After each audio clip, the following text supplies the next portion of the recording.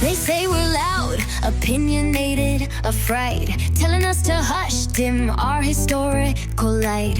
But darlings, we're the heartbeat, sharp and keen, unveiling the truth behind the silver screen. History harpies hear us roar. Through the ages we explore. Fashion, film, and TV's lore.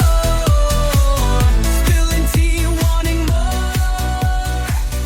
Hi, this is History Harpies. I'm Lauren. And I'm Christine. And welcome to what is episode 14, I think. 14. Something like that.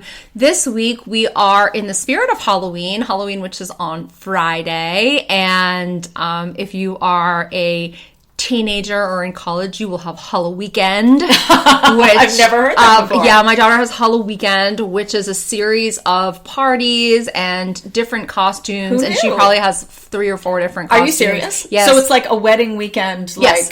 extravaganza. Yes. I had no idea. It begins with No some clue. pre-gaming on Thursday, which of course, well, not of course, but for our listeners is homecoming, which will then segue into Halloween. Fantastic. And she has a Friday outfit, a Friday afternoon outfit, and then a Saturday outfit, even though Saturday is not Halloween anymore, but you can still, carry it on. And yes, it drags on. yeah, the whole weekend. Yes. And of course, if you're in college, Halloween is like the most debauchery, the most fun, the most everything. And it goes on for many weekends, actually. My son in college, one of my sons in college, told me that people actually rushed in fall so they could do Halloween in the fraternity. Interesting. This really is one of the most weird developments in American culture, that Halloween has become an adult holiday. It really I don't approve of that, I have to say. I don't. Oh, God. I don't Oh, I do. Because I have my Halloween tradition, which is getting, in some ways, more rigid every year, but in a good way, is I sit on my porch, I get really drunk in a good way. In a good way. And I give out Halloween candy and I make all kinds of Halloween cocktails, themed cocktails. I have some friends over and I just enjoy the little kids and the costumes. Everyone swinging by. Yeah, and just remember when my kids were little and they used to love it so much and do it. So yeah, I have my own Halloween tradition. And I also, because the alcohol, of course, permits me to eat more candy than I normally do. It's all good. Halloween is good. So I wanted to start, even though this themed episode is about vampires, and we're going to talk a lot about vampire movies, to ask Christine what her favorite childhood Halloween costume was.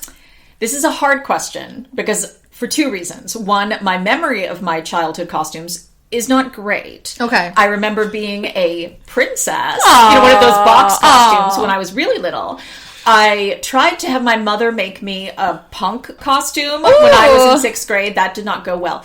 But the other reason why it's a difficult question for me is that, of course, growing up in the great state of Maine, it was always freezing on October 31st. Right. And so Maine kids You had to wear coats had to over wear your coats costume. over the costume. Such a problem. Yes. Even we don't up here where we But live even in the in South now. Philadelphia, I remember that issue is that you wanted to wear this amazing outfit, and then you had to wear some big coat over with the it. parka on over it. And Ruined no the whole one knew effect. what you were. Yep. And then you had to take it off when you get to every house. Yep. Good Yep. point. So this is such a strong component of my memory of Halloweens as a child, putting the coat on. And of course, back when I was trick-or-treating, you were trick-or-treating, we still might get things like apples and cookies, right? Which is like I with the razor blades. Yeah, the urban legend. Gen X Halloween was always about an apple with a razor blade in it, which or the drug-coated like candy the bar. Okay, I will tell you my favorite Halloween costume. Now, just in tradition, Halloween traditions. When I was in elementary school, I went to Wingcote Elementary School, which is the best elementary school on the planet. And our elementary school was located right next to an assisted living facility. Oh. And so one of the traditions that we had was to have a parade in front of the assisted living facility. Nice. So that they would, the seniors would come out and would enjoy seeing all these like cute little kids in their outfits. Little costumes. So I do not come from a family that sews or makes clothing. However, someone in my family, I can't remember whether it was my mother or my father, helped me make a Crayola crown costume. Excellent. And I was a red crown. And I wore the, bottom was the kind of barrel part of it. And then I had the little pointy cap, which was the top of the crown. That's and incredible. I paraded around in front of these seniors. And so the memory of wearing that crown costume in some ways has much less to do with trick-or-treating on Halloween night proper, but more to do with the parade and the joy that it brought to the people. And I know that sounds sappy, but it really was this awesome tradition we had in our school and that everyone looked forward to it. And again, it was brings me so much joy. I don't know if they do it anymore, but it was terrific. That is a sweet tradition. Yeah. So my Halloween, it's funny, I was never anything scary, and in part because I'm kind of a scaredy cat. Scared of my own costume. You love horror films. But I don't. Makes no sense. I like horror films, but I don't like dressing up myself like something scary. Yeah, we can get into the psyche of that some more. But I never wanted to be anything scary. I never wanted to go trick-or-treating with people who are dressed as things that were scary. And I don't like being scared by actual humans on Halloween, which if you live in this neighborhood, you really can be. Our neighbors across the street do a phenomenal job, as you know, of scaring the shit out of the people who come to their house.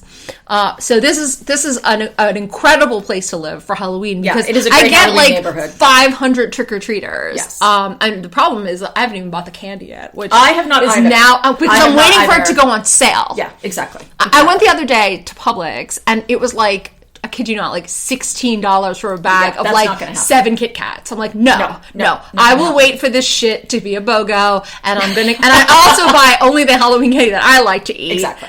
So I gotta wait for the Kit Kats and the Twizzlers, and I'm not buying Twizzlers. Oh my god, Twizzlers! This is my favorite candy. Twizzlers are so awful. Come on now, girl. They're awful. They're awful. Again, we're gonna have to have a talk. Oh my goodness. We're gonna have to have another talk. How is this even possible? Do you know that I have a king size Twizzlers downstairs? I know they're plastic, but I love them. They're plastic. I know, and I eat them regularly.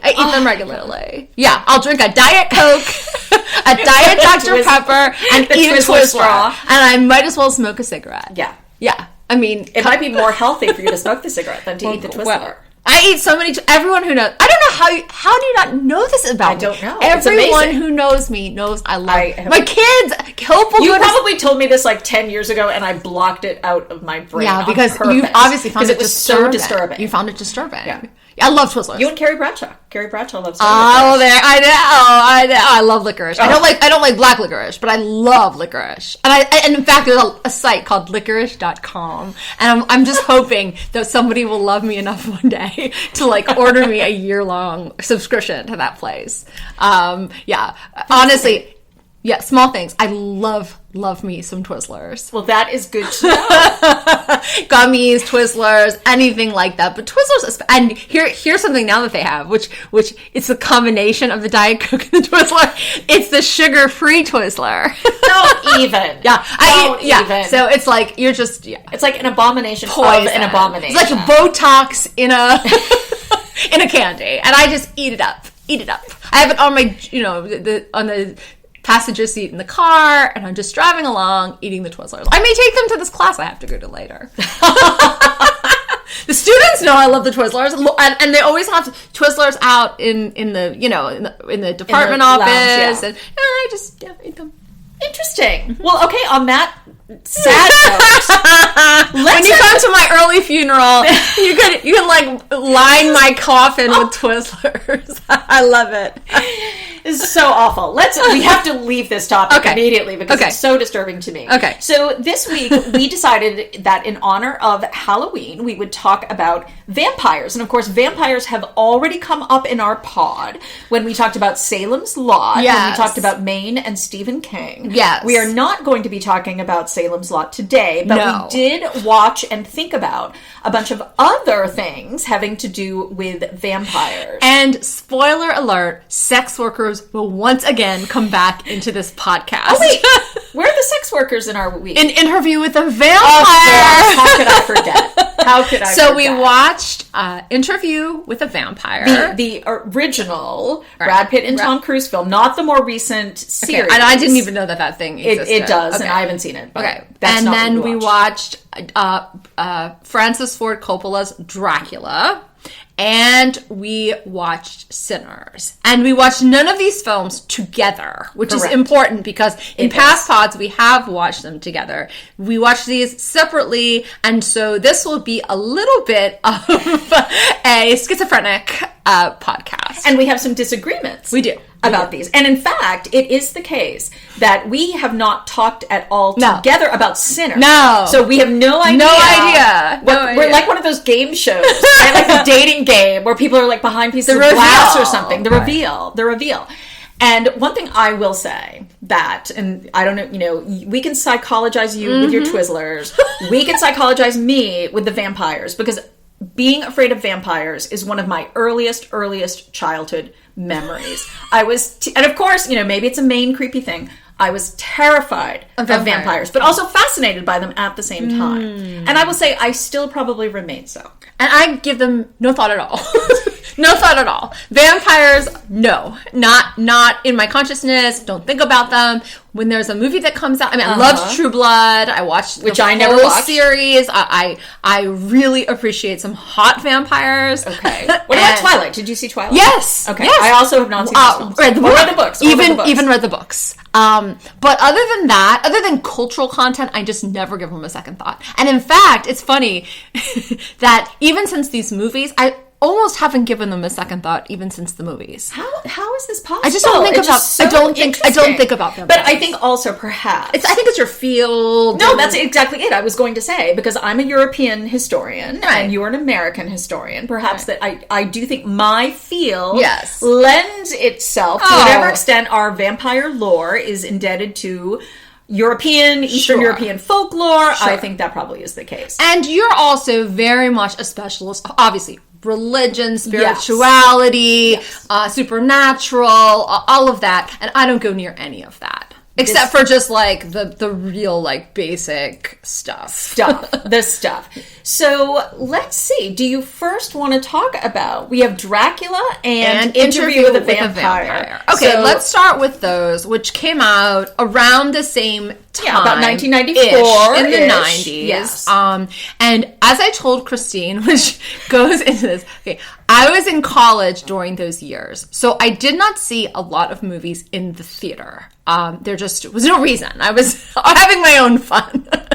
And so my watch or even rewatch, or maybe even first watch of these films was either on video or later, like I did the other night, watching these movies here streaming. So I never saw them in the theater, or if I did see them in the theater, I was so drunk from being in college and I just didn't even register. So I don't believe I saw either of these movies in the theater. And I will start by saying, and Christine knows this, that I really, really detested Dracula. I think it is actually now, Jim and I went through the Francis Ford Coppola filmography, and he really only has like 3 good films. So I would put this into the trash bin of his like bad films.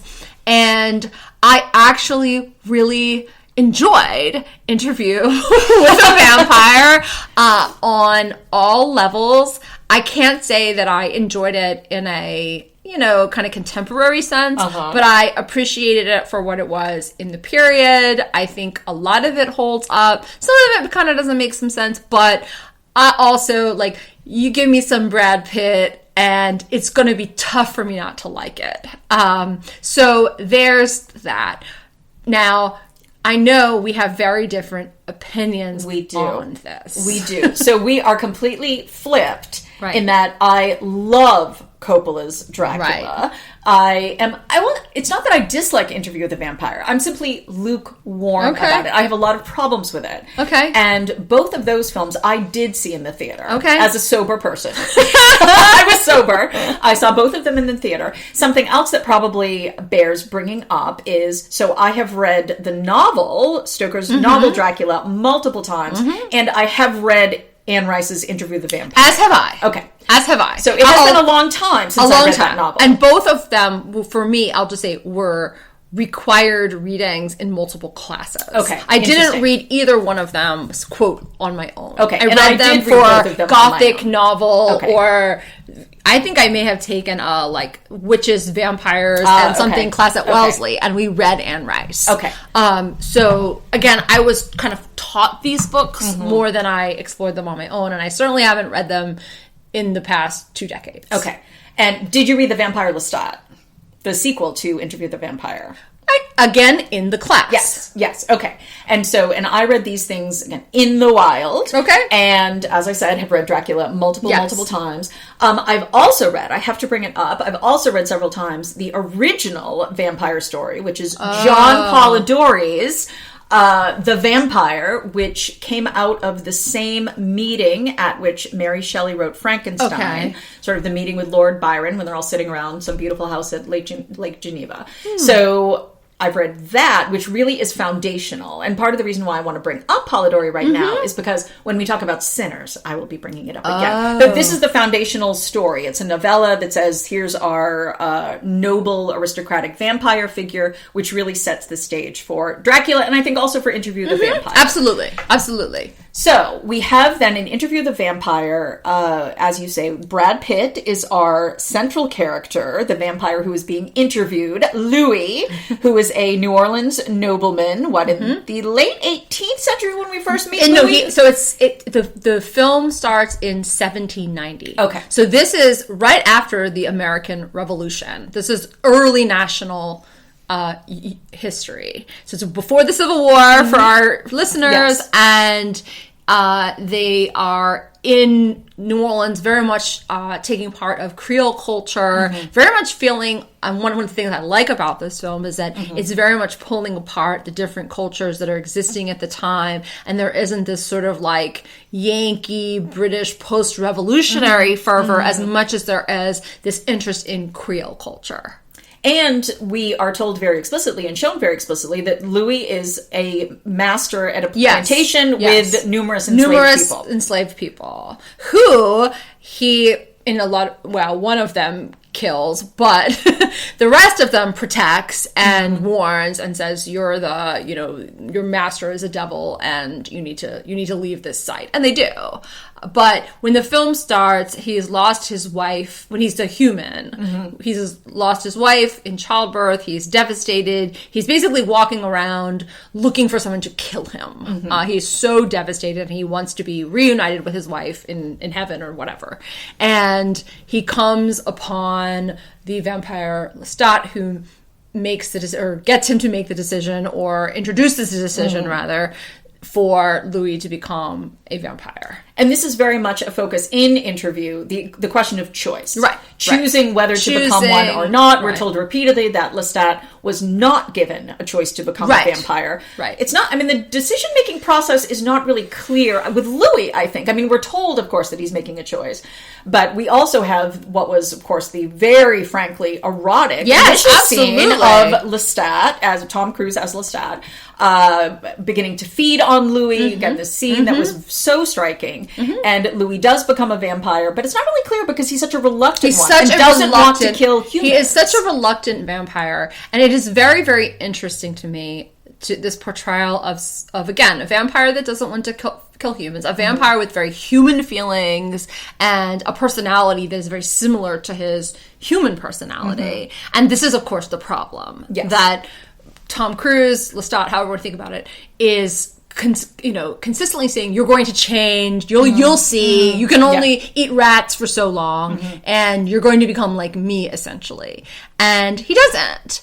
But, in the sense of feeding off humans regularly, being much, much more manipulative and much, much more, having more evil in him.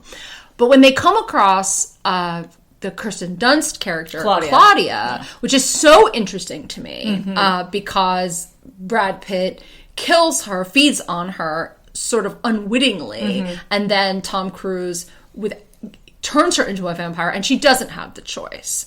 And I mean, again, she's this little girl, and she just wants to be alive. And he says, "Well, do you want to be a vampire?" And she's like, "Well, okay, yeah, better. Sure. I just want to be alive." Yeah. I mean, at that point, her mother has died from plague, and she has nobody, and she just basically just wants to be alive. And the interesting thing with her is that for a while, and of course time in this movie is, they go through centuries, right? She is a very good vampire in the beginning, in the sense of Lestat's view. Yes, she's a willing killer. Yeah, she kills whoever, she kills whole families, she's his little kind of pupil, and grows very close to Brad Pitt, but then realizes that she will not age, and that she will not become a woman, and that she is trapped in this child's body. And that is very, very devastating for her, and that she will both need a supervisor. She's in this very weird liminal space of both needing a parent and needing help, because she can't be independent because she is a child, but she's also a vampire.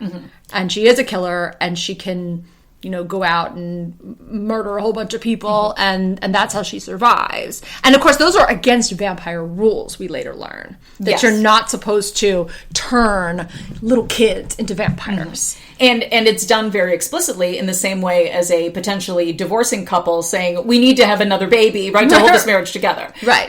We're told that this is why Lestat does this. He fears Louis will leave him. And there definitely is this question both of family but also companionship. The idea that vampires need their companions. Yes. And certainly one of the most disturbing ideas about Claudia is that it's in terms of saying what is the age of this thing, right, in terms of both the family dynamics but also the erotics, right, where we have these scenes, really disturbing scenes, where the fantastic Kirsten Dunst, I mean, she's incredible. Amazing. She really is.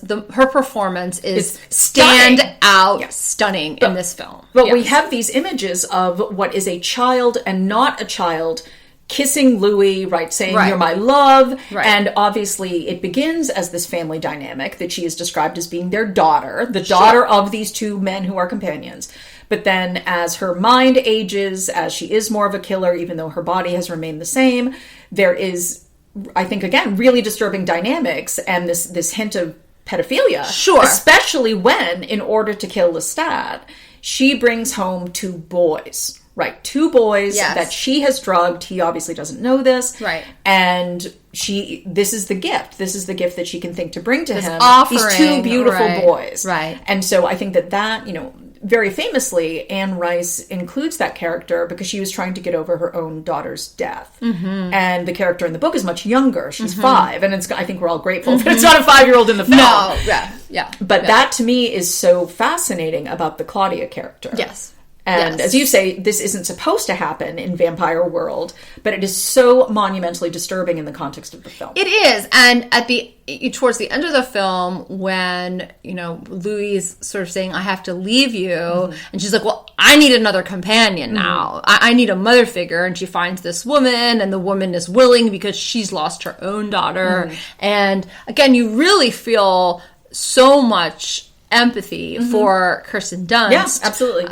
Because she is trapped and she will always need someone to watch over her, while at the same time she has this vampire maturity and she has these evolving adult feelings, and she kind of, again, being sort of trapped in this body, and that this issue of choice for her, which she didn't have. And you understand the vampire rules, right? When you sort of see why they're saying don't turn kids into vampires, right? And of course she very, very tragically dies in the end in a way that is very cruel. And also, I mean, in some ways, this is one of my questions, which is a practical matter. Is like, well, so Lestat's not dead. And don't vampires understand who's alive and who's dead? Apparently not. Because this is her punishment for, quote-unquote, killing Lestat. That's right. Even though he comes back to life, and right, also, a couple of times. He comes back to life, but also what I didn't understand, and again, these are just practical matters, right, is that, so when Brad Pitt sees him at the end of the movie, and he's like, decrepit and back old, in New Orleans, and right, sitting there, and you assume he's been sitting in this chair for like hundreds of years. Feeding on rats. And then somehow he gets the energy to fly into Christian Slater's car and feed on him, and he looks great again. And he looks incredible. Yeah. I don't understand that. I just really, the plot point, and maybe you can refresh me on the book or something, I don't understand why they don't, vampires who have all these senses, who know everything, right? They're supposed to be, right? Omniscient or something. Why don't they know that Lestat isn't dead? That is an excellent question. Or, I mean, and I honestly don't remember from the book. Okay. But I also wonder if it doesn't matter. Because certainly if Lestat isn't dead, it's not for lack of trying on Claudia's part. No, of course not. She feeds him these 2 boys that she has killed on purpose. Right. They then try to set him on fire. They throw him into the swamp with the alligators. Right? And then they set him on fire when he comes back the first time. And so... Yes, it's not for lack of trying. But I wondered whether, and the film isn't explicit about this, and this may be one of your concerns or criticisms. I don't know whether she's being punished for being a child or whether she's being punished for killing Lestat, because they said 2 things, right? We don't kill our own. We don't make kids into vampires. Yes, but I don't think anyone's blaming her for that part. Okay. I think they're in part punishing Louis for that. But I think that it is because she has deigned to kill Lestat. Okay. That is her attempt. All right. But one thing I think my concerns, or I won't say concerns, what I don't find exciting or interesting about Interview with the Vampire, I actually think that both of them are miscast. Even though it is very easy, right, to think about it's 1993 and you're like, who's going to play Lestat? Whom Anne Rice envisioned basically as Sting. Right, this kind of vampire as rock star, and I'm like, why wasn't it Sting? Right? Yeah, that would have been. Sting's not a good actor. No, but I get the vibe. You get the vibe. But it was that he was the model, and you can imagine 1993, right? Tom Cruise, so hot, so sexy, so versatile. Yes. But to me, he doesn't work. The one thing he does in the film that is nice is that, of course, with Lestat we have levity and humor. Yes. Right. So Louis the dour one, but then Lestat is making the jokes. I also think though, I don't think Brad Pitt is well cast as Louis. And for whatever reason, I mean, both of them, of course, have done so much incredible work and other things. But you really do need, and you as an expert, someone who works in the history of sexuality, right? We need your opinion on this. Okay. And also history of race, because race, of course, comes up in this film. To me, they basically just need to be more... I don't want to say more gay, but they basically, the erotics of their relationship needed to be radically amped. Well, and I think what you're saying, and this is why True Blood works so much, okay, is that the energy in True Blood from, now I'm forgetting the name of the actor, but the actor who plays the main vampire, who's Steven something, who's married to Anna Paquin in real life, and then Alexander Skarsgård, who is unbelievable as a vampire. That energy, which isn't homoerotic between the 2 of them, but I mean, they're off the charts. They just exude sex. And you could, and again, if there was homoeroticism between them, you'd believe it. The difference between True Blood and Interview with a Vampire is night and day in terms of this kind of sexuality that vampires are supposed to have. I mean, in terms of people just being drawn to them. And while there are, sort of moments of that, I agree with you in this. I don't attribute it to miscasting as much as the vision. Like, I don't know if anyone had the conversation. We need to get to... They are smoking hot in the sense of being hot guys. Yes. But separately they're smoking hot guys. Yes. Okay? But we need to get 2 vampires together who exude sex. And I don't think that it's there. It didn't bother me as much. Again, part of it was like, well, this was early 90s, that sort of thing, and like True Blood is later, and but I understand what you're saying. I do understand what you're saying. It would have been a better movie because I think the storytelling is really good. I think the filming and all, you see all these amazing places, and you see a real change in time, and then this point about Brad Pitt having witnessed so much time and the sort of pain of his eras, and all of this is very, very interesting. So anyway, but I think the casting in terms of sexuality and sexuality between them could have been more intense.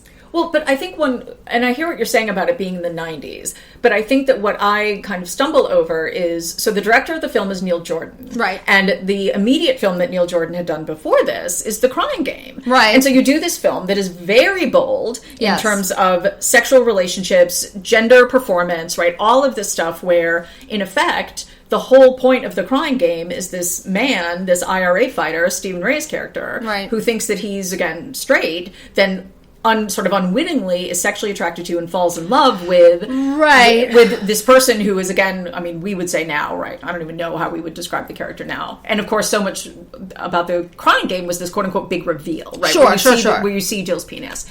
And so you can kind of also imagine, I think, someone saying, oh, well, Neil Jordan is so bold, right? That he Yeah, basically but will I take don't- Brad Pitt and Tom Cruise in this exciting, because of course the book is unabashedly homoerotic. I Right? It just understand. absolutely is. But what I'm saying is, again,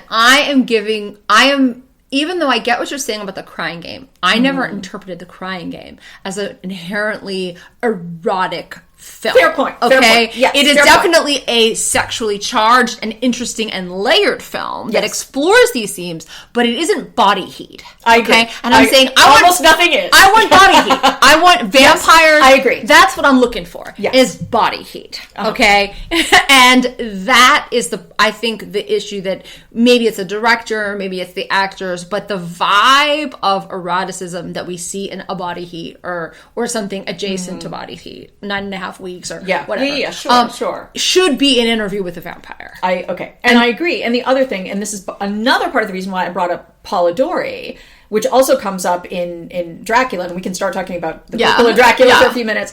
But from the very beginning of this European vampire model with John Polidori in the early 19th century, you absolutely have the sense that the vampire is erotically compelling. Right? Absolutely. This is part of the original DNA. Yes. Vampires are Right. supposed to be irresistible. And you also have this very much this sort of, I don't want to say queer coded, but you completely have a tradition even before Anne Rice, Absolutely. right? Of basically, I mean, we talked very, very briefly about Dracula's Daughter, a Yes. film that comes out in Yes. the 1930s, Yes. where the whole point is that the female vampire, right, she basically only wants women victims, right? Absolutely. Again, very sexually charged. And so it is so interesting that by the time we get to the 1990s, Yeah, that is you know, good. both of these things are tradition, going back for, again, since the early 19th But century. interestingly, because I just showed this to my class, so we were looking at the cellular closet, and of course yeah, there's all sure. these vampire examples Yeah, in the of course. cellular closet. Yeah. One of them, The hunger. right? But one of them also is the Brad Pitt, Tom Cruise. I believe that's a clip in there, and you do think by the end of it, after seeing the whole movie, Yes. you think when you see just the clip, you buy it, right? Yes. But when you see the whole movie again, you're like, wait a minute, you know, this really wasn't as as like daring, sexy. no, Yes. as it could have been. But I just think it was Jordan and the vibe of the whole thing, not wanting to go to the erotic place. Yeah. And one thing I will say about both, well, I guess Eyes Wide Shut, okay, erotic for Tom Cruise, but Brad Pitt isn't traditionally in erotic movies. Yes, you're right. And Tom Cruise, until Eyes Wide Shut, I would argue, isn't either. Fair point. For the most part. Fair point. I mean, again, he's not like a Michael Douglas, Yes, or exactly. Yes. like a, give me another one. William Hurt, for that matter. Right. But he's not occupying those like highly charged, sexualized roles, and I just think that might be another reason. And again, for as gorgeous as Brad Pitt is, and I mean, the hottest role for Brad Pitt is Thelma and Louise. Yeah, you're right. It is. You're right. And it's 10 minutes of incredible smolderingness. Right. But it is interesting, and then we can sort of abandon. But I just keep thinking, the tagline for Interview with the Vampire, the tagline was, it's this close-up, of course, of Tom Cruise looking sexy. Right. And, drink from me and live forever. And you're like, well, man, we're in for it. Right? And then, so I have no interest in watching the TV show. No. But it would be interesting, again, to think if this film is made today with those two actors. And with also Brad Pitt and Tom Cruise. Not at their ages, right? At the ages they were. But this is, I will say, then, to start talking about Coppola, Okay. which I love and you despise. And you can just talk about it because I really. But this is also something where now we've layered onto this traditional eroticism, right? This love story of like reincarnation. Sure. And I will, we discussed this a little bit and it has to come up. So in Coppola's Dracula, the two main strikes against it, I hate to say, the casting of Winona Ryder, and even more so, Keanu Reeves. Makes it unwatchable. In these absolutely two crucial central roles. Yes. Central roles. roles. Of Mia and Harker. So Mina. Sorry. Mina's my niece, so that is the only reason why Mina. So one of the as I told you, one of the things I do really, really like about Coppola's Dracula is that it is super faithful to the novel. And Coppola, very famously, when he collects the actors, when he's first casting the film, he has them read through the entire novel, and some of them are terrible at it, some of them are better. And you would think he would have replaced them at that point. You would think so. But again, he's like Keanu and Winona, right? These Gen X people, it's 1993 or 4 or whatever. Right. And for box office dollars, it makes sense. Yes, but for storytelling, it does not. Absolutely awful. Right. In part because the two of them cannot do English accents. It's actively distracting. It is distracting. Actively distracting to hear them speak. Right. But one thing I, again, really, really like about it, and you can argue against me, is that it is so cinematic.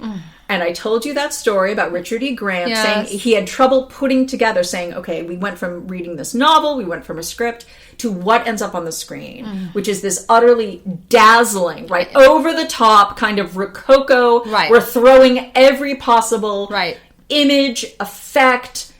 And I mean, I really do find it to be incredibly intoxicating. Okay. And the last thing I'll say, and then I'll shut up and you can talk about it. No, I don't have and to talk about it. I do actually like, as I told you, in, say, 1931 Universal version, we don't have that sense of like, oh, wait, there are Americans here. And so I like that, because it seems so bizarre, right, that we have this kind of cowboy thing going on in Dracula, which is faithful to the novel, and Coppola restored that. And I think that was an interesting choice.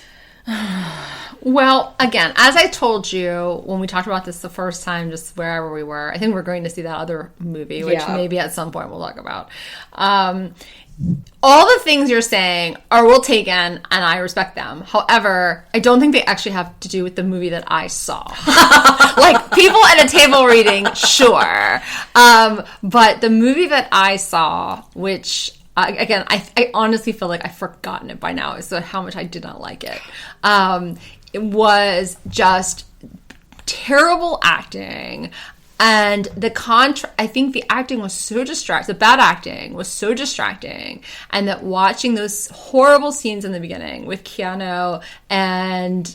Gary Oldman, and then in a lot of ways, Gary Oldman's so over the top. I mean, he's just love it all. And it's really campy. But the problem is they're in two different genres. I mean, Gary Oldman is in, as you're saying, right? Okay, visually dazzling. Like, we're just gonna throw it all out there. He's in that place. Keanu's playing it straight with this terrible accent, and it doesn't go together. So it's really hard to watch because it's like two people in two separate movies, or one person who like got the memo and then the other person who didn't. Did not. And again, as you said, it would be one thing if the Keanu Reeves character was in like one scene. Yeah. Or the Winona Ryder character was like, but both of them pervasive. are in the whole movie.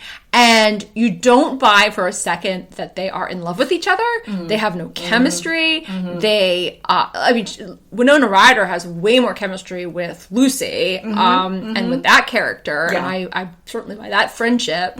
But the rest of it is, to me, a train wreck. And it's just...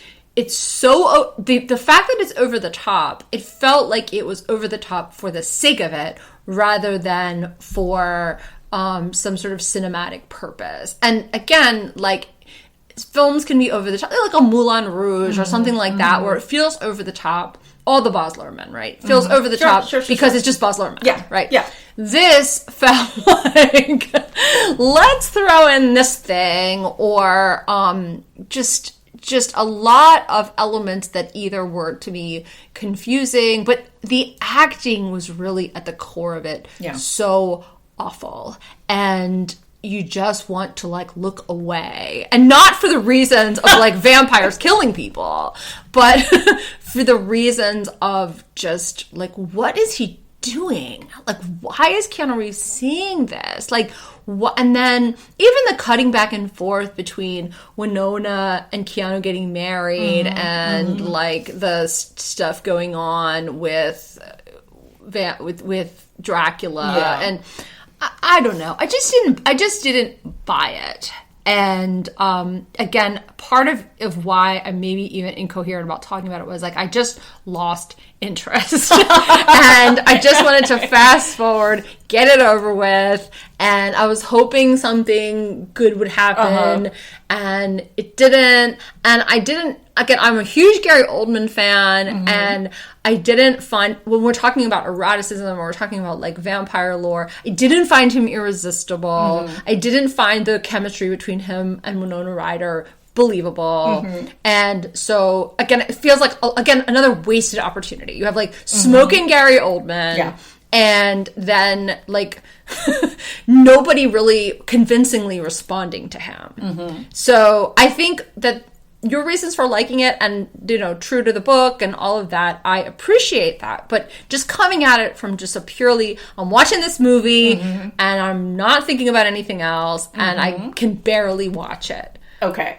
I will argue one more point in its favor, though. Okay. And this is actually a reason why I'm not as excited about Interview the Vampire. To me, Interview is totally inert, right? That is, there's nothing that we fear in that film. There's no threat in that film, right? The whole point of Interview the Vampire is, Louis just kind of mopey. Telling his story. Right? Telling his story, and his story is about being mopey. Right? That's true. And that's it, right? So, and we have basically no... Although, one thing, I'm sorry to interrupt. Yeah. Okay, we do, from the very beginning, wonder, once we're introduced to Lestat and to Claudio, what will happen to them. But we know they're not going to die, right? And Claudio, of course, does end up dying with sunlight, but it's not that... I'm not that concerned about it. Oh, okay. We're dealing with basically immortals, right? We're dealing with immortals. I guess I was concerned about that. And I think it's also because there are no humans in the film, True. right? Other than Christian Slater, whom we see every once in a while as the interviewer. But there's no sense of an arc in that film at all. And one of the things that I always thought about, I'm like, I kind of always forget what happens after they kill Lestat the first time. And we have that's when they go on their world travels. But to me, it's just kind of like, eh. One thing I do like very much about Coppola's Dracula is, and of course it is because it's faithful to the book, we have a very clear narrative arc. Right, there is a danger presented to us that, okay, Dracula is he going to kill Mina? Right, and this, of course, is the case in the 1931 Dracula. Right, is he going to kill Mina? Is he going to turn her into a vampire? And of course, in the book, and even in the Coppola film, the big threat is not that Mina is just going to die, but that she will be damned for eternity. Right. That she becomes unclean by consuming his blood. Right. And then there's the whole sensibility that they have to, all of the other men have to, quote unquote, save her. And I think that is interesting because even when we have sympathetic Gary Oldman, I've crossed oceans of time to find you, he kills Lucy. Right? Yeah. He kills Lucy. Yes. Lucy turns into a vampire and starts feeding on children. Right. And we have the feeding on children again. Absolutely. And so that actually is something. You have drama at the end. Again, you have, and this is something, of course, Coppola does so well. Right. The whole classic sun setting, right? And they're racing to get to the castle. Yeah. This very heightened, sort of very typical sort of moment of suspense. But that it is the case that it is Mina's soul that sort of is in the bargain. And again, in the whole thing of Interview the Vampire, I'm just kind of like, well, they're just kind of sitting around. And, They are. But I think maybe what you're describing is Stoker and not Coppola. No, I think that's fair. But I do think the way that, again, he visualizes that, I think that's really, I like that a lot. And, but I totally agree with, I want the recast version, right? No Winona Ryder, no Keanu Reeves. I'll watch a recast version with the appropriate actors playing these roles. Because, again, the Stoker version is fascinating. But I don't want to see it ruined by these bad actors. Well, actually, one more thing before we talk about Sinners. Okay. It is, of course, also the case that in Coppola's version, we do have the erotics of the vampire back. right? Very explicitly, right? And in a sort of weird way, because he needs to maintain this kind of faithful love story, but also he basically needs to do it with Lucy in this kind of vampire weird way. So that's a little bit awkward, but he's not shying away from it. No, he's not shying away from it. And actually, Lucy is one of the better actors in the film. Yeah, Sadie Frost. Sadie Frost. Yeah, I'm good with Lucy. And I feel bad that she had to be surrounded by that mess. You do. Yeah. All right, so Sinners. Okay, I saw Sinners this summer, and you saw it, this week? A couple nights ago, on HBO or whatever. Yeah, okay. I have not seen it. All right, so I'm curious to hear what you think. Well, I thought what I really liked about it, I thought the idea of having a vampire story set in 1930s Mississippi Delta was interesting. I actually thought that we were going to delve a little bit more into this kind of Robert Johnson, selling the soul to the devil, bluesman crossroads thing. I thought that the film was going to lean a little bit more into that because, of course, that's such a fascinating story in terms of the devil is now here. I thought that Michael B. Jordan was incredible. I thought he was terrific. Absolutely terrific. So good. I thought that it started off very, very slowly. I thought it kind of probably could have been edited down in the first hour. I also think the Klan bit at the end didn't really fit. I thought it was kind of unnecessary. Right? Not every single film about the South in the 1930s needs to have, a Klan scene. But what I did think was really interesting about it, and this is where I'm going to go back to Polidori for a second. So bear with me and then I'm going to shut up. All right. Okay. So what we have with this John Polidori story, this, again, sort of template that he creates is the vampire is the thing that you fear will penetrate into your society, right? So Polidori frames the vampire for the first time as this kind of libertine nobleman, right? It had not been the case in European folklore before, but now we have, again, the handsome, seductive man who is going to destroy virgins and do all of this other stuff. By the time we get to Bram Stoker, the idea is that it's about immigration. Right. And this is something dwelt upon, in the novel. Right. That these Eastern Europeans, Dracula's vampires, they're going to infiltrate colonization. It's a very much metaphor for imperialism and all of that. But also understood very literally, right? Where it's not just a metaphor for imperialism, but the idea that Roman Catholics, even though obviously he himself is Irish, but Roman Catholics, Eastern Europeans, these people with these bizarre superstitions are going to come to England. Right, they are going to kind of infiltrate. They are going to water down, English Protestantism that is so visible, right, in that film. In the book. So what I think is interesting about Sinners is that, of course, our vampires start out. They are white people, right? And they're Irish, but it is whites. And so the idea that you basically have, in effect, this very happy, kind of content family style almost, we're all at the juke joint, sort of African-American community. And so here now, again, the infiltrators, the evil people, are white people. And I think that whether Kugler intended that or not, and I think that to me is one of the richest, most interesting things about it. Those, and again, I think he did intend for it to be a commentary on racial appropriation, racial interchange, all that kind of stuff, but also the idea about whether or not racial cooperation can only occur in the land of the dead. Yeah. Right? Yeah.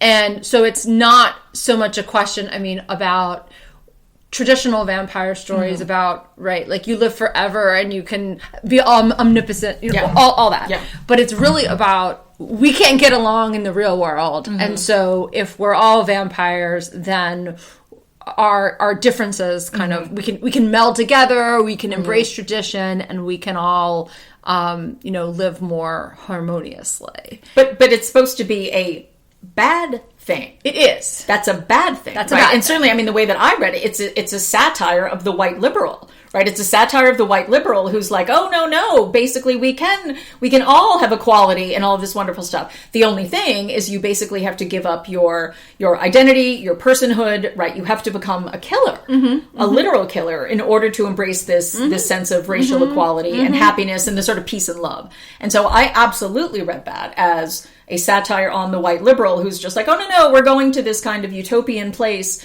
where all of this wonderful stuff will happen. And so to me, it really was kind of an affirmation of a particular kind of segregation, a reality that says, again, we are. And in some ways, I mean, it was interesting to me to compare it, and I'm sure you thought this way too. It is interesting to compare it to his vision of Wakanda, right? It's the exact same kind of thing. You have, in effect, a closed racial society, right? Of course, in the case of Wakanda, of Africans, in this film of African Americans. And obviously there's different ways in which non-Africans and non-African Americans engage with that. But the sense of like, no, this closed society, that's the good one. And there's the temptation, right, that comes from these other directions. Sure. And I agree with that. I think to me, again, I agree with what you're saying about the, sort of most of the film. I mean, until the vampire part. I mean, right? Yeah. It's the storytelling about the lives of these characters in the Mississippi Delta. They've come back, smoke and stack. They're kind of on the lam. They're gonna one night of this, again, incredible night in this juke joint. And it's, to me, what's most powerful scene is when, all of the retelling of Black history, Black culture, and that, and the future, really, and the future, and right, and like all of this possibility, right? The possibility of cultural enlightenment, engagement, however you want to think about it, and all of that is ruined by the presence of these vampires, but also by what's interesting to me is it's also ruined by the reality of sharecropping, which is that, sharecropping, people obviously aren't paying with dollars. And so there have to be, you have to let these people in because they can pay. And there's only so many favors that can go around to let the other people who have come, who are so impoverished and who are in this, oppressive economic system.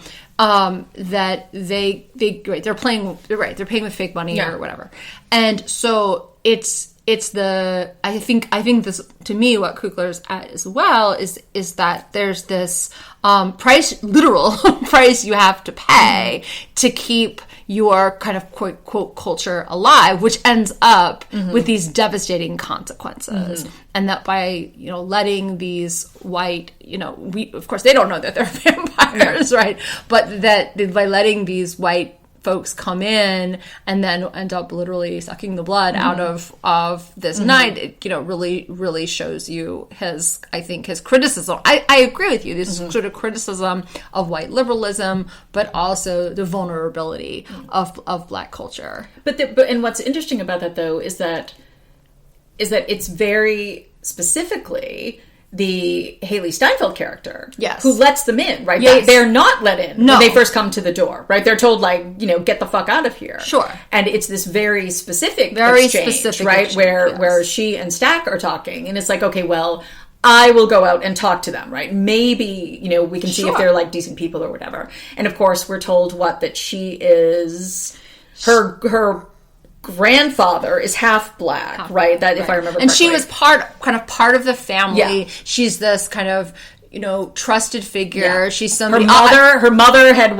been active in the family of Smoke and Stack, and of course she has a relationship, right, with Stack. Yeah. So she's so her own whiteness plays these interesting roles in both being a liminal figure, right? And somebody who is she's the only white person who's part of the Black community, in an interesting way, right? Back due to her own history. But then she's also this figure that can kind of like suss out whether these people are like legit and whether or not they should be invited back in. Well, and that's, to me, that's what was both I don't know. I don't want to say disturbing. That's not the right word. But of course, narratively, right? Narratively, she is necessary. It is necessary that she is white narratively. It is. That she can go out and have this conversation, that she is the first person to be turned. And but then, of course, it's also, again, I don't want to use the word disturbing, but it is the fact then, in terms of our greater sort of concept of the damaging aspect of her whiteness, that since she can come back in, she is trusted. So in a sense, I mean, that's why I keep coming back to this idea of fully closed community. Not close to people, because of course we have the Chinese couple. Correct. Right, who are invited in, right, who are part of also this kind of family. Right. And so, but she, in her whiteness, she is absolutely the threat. Again, it is narratively required that she be white for exactly that purpose. Of course. But I find that also to be, in terms of the message to me is so screamingly clear, right? In terms of that desire for a closed community that does not open itself in any way to whiteness. Because even also, right, even coming back to Clarksdale, having the kind of real estate transaction with the guy who ends up being in the Klan, it really, I mean, it's one of the most interesting things to me, and you can tell me what you think as an American historian. So someone asks, and it might be Preacher Boy, says to Smoke and Stack, like, why did you leave Chicago? Right. And of course, we then find out it's because they had pit the Irish and Italian mobs against each other. And taken they're on the lam. Yes. I mean, but what they say, right, I don't remember if it's Smoke or Stack, says, well, basically Chicago is just like Mississippi, but with taller buildings. Right. And so that was also really interesting to me, because of course, one of the biggest questions is, why come back to Mississippi? Right? Again, Clarksdale, this place that is ridden with Klan people. Of course. And I don't know. I thought that was, it has to happen narratively. But in terms of... And I guess I took that, and I don't know whether Coogler was trying to, in some way, insert the Emmett Till story. Oh, kind of, that's a good point. Subconsciously into all of this. Of course, because he's from Chicago, is lynched in Mississippi. There is always that, that's the most frequent reference that would come to mind. And of course, that happened much later in 1955. But part of me read that, again, the South, there's always been this, kind of tug between the South as a place of danger and the South as a place of refuge. And that within Black communities, the South is a place of refuge because there are all these, there's familiarity, there's family, there's food, there's church, there's all the things that we see in the movie, right? There's also within these rural communities the opportunity for Smoke and Stack. They're insiders. And they're not necessarily insiders for the Klansmen, right? But they carry a weight that in, say, a Chicago, they have to build credibility. They are people from the South. There's suspicion of them. And so that they're able to come back to, they have this money to invest in this juke joint with this man who they know is probably, up to no good and not looking to help them in a sort of social justice way in any way. But is going to help them maybe in a financial way. And of course, they don't know that he's plotting later to come and kill everybody, right?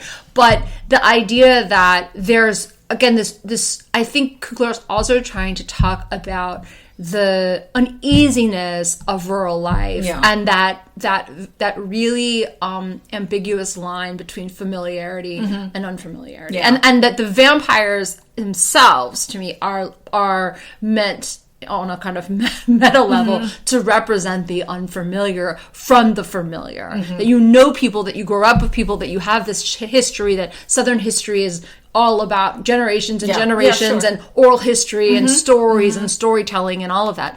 And that once people become vampires and become unfamiliar and you don't want to let them in, right? And the only reason, again, the Chinese woman who does eventually let them in, to save her daughter, right? To kill them, to take the opportunity to kill them, right? But that people turning unfamiliar to you, who you believe to be familiar and who you believe to be trusted, is something, that's true of all history, it's true of all humanity, right? But in Southern history and in Southern sort of lore, it has a particular place. And I feel like what I really like about Sinners, and there's a lot of there's unevenness of places. I agree with you on the editing, but what I loved about it was just how ambitious it is. Yeah. In terms of the storytelling, in terms of capturing the visuals of capturing Mississippi in the 30s, and the fantastic Michael B. Jordan, who carries the movie in two roles, right? And that the vampire of it, while it does feel kind of almost erratic, right? But it is this hybrid genre, and I think it's interesting and ambitious. And when I saw it the first time, I left thinking, I'm glad a movie like this exists. Yeah, and there's a lot to talk about. And there's a lot to show, with students. And I don't think it's a perfect work. And I don't think that, and I think there's some of it that, you kind of like, I'm not sure about that. But it's very, very provocative. And I think that particularly in terms of capturing American history and racial complexity in a way that isn't particularly neat, particularly within the Black community, I think he does a really good job. And I don't think although it does come away with white people bad, Black people good. Yeah. It does come away with that conclusion at the end. But also then that some members of this community, of this African American community, have been unwittingly seduced, right, into joining that kind of love and fellowship environment. Again, not given a choice, right? We were talking about choice earlier with Interview with the Vampire. Sure. I mean, it was one of the, this will sound weird, but what it reminded me, in thinking about this in terms of their return, what it really reminded me of, somewhat oddly, is In the Heat of the Night, right? Where again you have Sidney Poitier, right, who goes from Philadelphia, right, back down to Mississippi, and is kind of that's a great and the same sense of like, okay, this is familiar, this is not familiar, and that he is used to his particular role in Philadelphia, right? The famous, they call me Mr. Tibbs line, when he smacks the guy across the face, which is, so fantastic.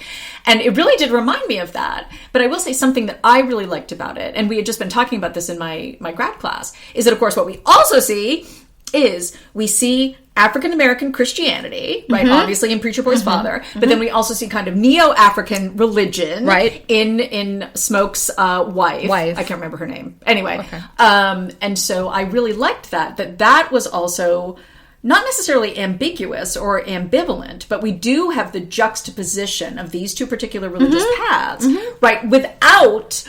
But then also this kind of mixing, because I loved it with the garlic, right? So we also have then this entrance of kind of, again, European folklore, right? How do you get rid of a vampire? Right. We have the garlic, we have the stakes through the heart, right? All of this stuff. And so I thought that was really nice, kind of a juxtaposition of these different religious traditions that to me didn't seem messy, right? It seemed like really natural and organic, and I liked that. So this kind of borrowing from vampire lore that was very traditional, but then also these other traditions entering in. And as I will repeat, I did want, just 2 more little seconds reflecting on the whole Mississippi Delta blues, right? This is Satan's music, and obviously there's some of that in the film. Yeah. But that's the one thing where I really wanted stronger connections between our kind of Irish vampires and the sense that this music... The music is the music of the devil. This music is the music of the devil. And so I just thought that was like kind of a lost opportunity.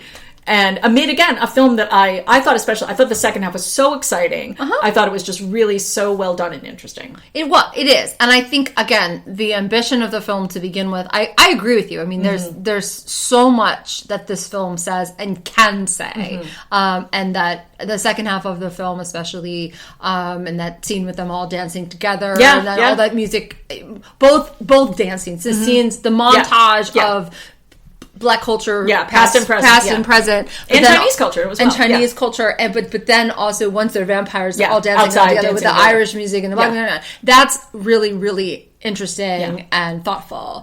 And again, to me, just a level of smartness that I just appreciate from an academic perspective. Like, he clearly is like reading things and thinking about things and to carry the film the way that Michael B. Jordan does is really amazing. So, and I probably need to watch it again because I saw it in the theater and it is so beautiful in the theater. I mean, that's the other thing is that the filming of it and the Mississippi Delta, the way that they're capturing all of these different locales and the costumes, I mean, all of it is really amazing.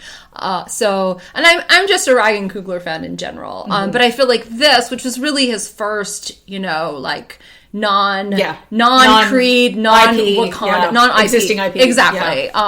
Really kind of original filmmaking was an encouraging. Yeah. And again, it's interesting that you bring this in with the vampires because in some ways it's leaning into vampire genre lore, and in some ways it's really not. It's about something else, and because we don't know where the vampires came from, right? We have no conception, right? idea. We see this sort of original vampire in the film, the one who goes up to the house of the married couple, but we don't know where he came from. We don't know how long he's been around. We don't know anything other than the reference at the very beginning of the film that we're told explicitly that the Irish also have this ability through music to kind of have this membrane between the living and the dead split. And so when it has this initial narrative that this is happening with African American music, we are told that the Irish too. And so that was pretty much the only thing I could figure out. Like, okay, is this a figure of the Irish vampire?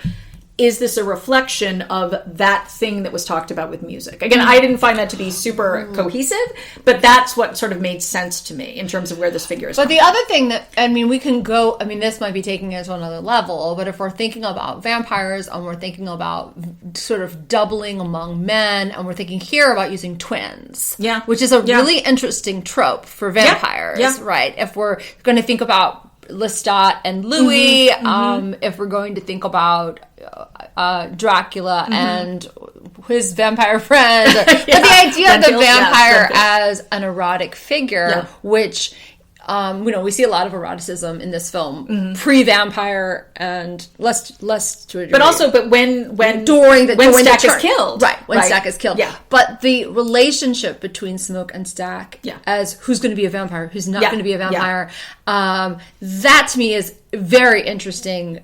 If we want to, for another time, think about the idea of actual male twins and what might that mean in terms of vampire lore. That's okay. I take that point, but I just have to add, in the context of the film, it has to be Stack who is killed and who becomes a vampire. It has to be him. Right? Because he is the one who basically has the relationship with the white woman.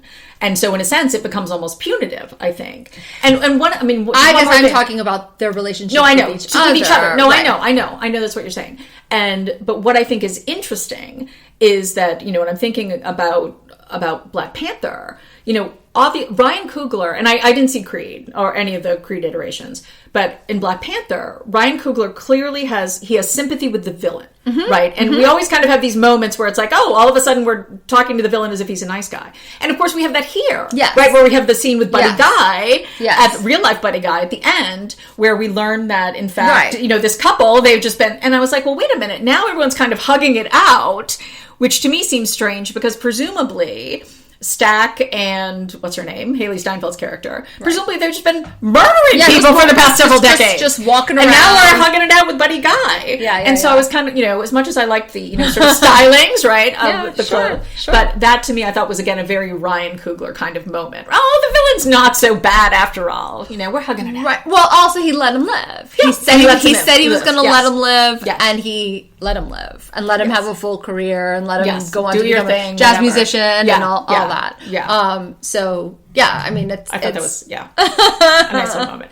Okay, well, I think this is all the time we have, but let's talk for a second about book recommendations. Okay. And as maybe you can guess, my book recommendation is going to be John Polidori's The Vampire. And that's Vampire with a Y, by the way. Ooh. It is super, super short, and it has a lot of problems. Polidori was a doctor by training. He was Lord Byron's kind of private physician when Byron was running around womanizing.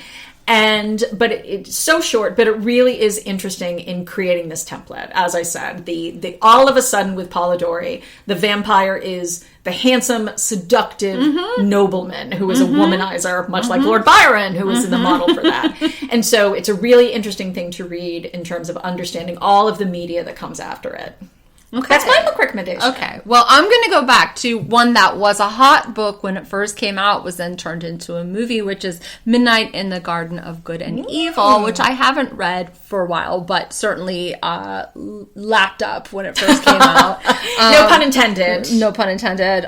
John Berendt. And this is about sort of Southern Gothic culture, and it's very much taking place in the world of Interview with a Vampire and Anne Rice's world, and really thinking about gender inversion and thinking about eroticism and thinking about, sort of the occult and all sorts of things like that. So while it isn't necessarily a vampire book, it does go along with actually both Sinners and Interview with a Vampire. It's funny, Jim asked me the other night, are all vampire movies now about the South? Which, of course, True Blood is too. Yeah. And it's interesting the way that has migrated, no pun intended, from, again, the European folklore, the Transylvania, right, all of that, to then, in an American context, the South being the home for vampires, which I find to be just a really interesting idea. Because the most recent iterations of vampire movies that take place with vampires in the United States. Wait, where's Twilight? Is that the Pacific Northwest? That is the exception. Okay. Yes. Because, of course, you can't have California, right? Because there's too much sunlight. Right? Correct. You need kind of this dark, gloomy geography. Twilight is the outlier. And, it took place in the Pacific Northwest. But certainly True Blood and Midnight in the Garden of Good and Evil, and some of these occult and, voodoo and... Yeah, we'll get New Orleans, right? New Orleans is tied to vampires. In lots of ways.